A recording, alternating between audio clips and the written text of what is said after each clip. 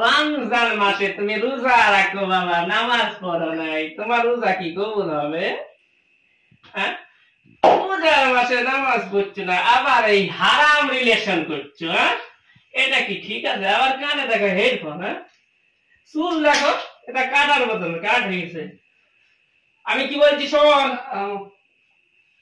রমজান মাসে বৌমার লগে কথা বলা যাবে না। বৌমা বলছি তোরা তো বৌমা তো ওটা নাই কেন? এই বছরে একটা মেয়ে তুলি দিচ্ছে, সামনে বছরে আর একটা মেয়ে তুলি দিচ্ছে, তার আগের বছরে কে তুলি দিয়েছে জানি না। এসব হারাম রিলেশন।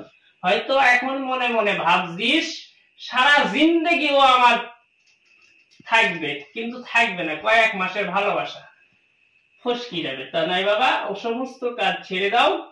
রোজা রেখেছিস, খুবই ভালো, নামাজটা পড়। আর রমজানের পরে আব্বাজিকে বলো বিবাহ করার সময় হয়ে গেছে, ওকে বিবাহ করে নাও, হালাল থেকে হারাম করে নাও। কথাটা মনে থাকবে? যদি মনে না থাকে তুমি আমার ভাই হও বাবু।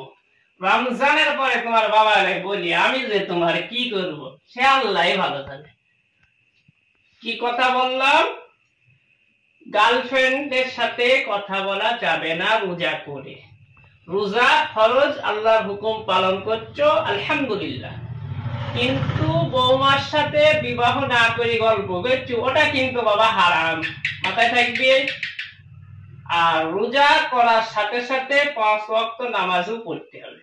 রোজা ফরজ, নামাজও মনে থাকবে, পালন করবো ইনশাআল্লাহ।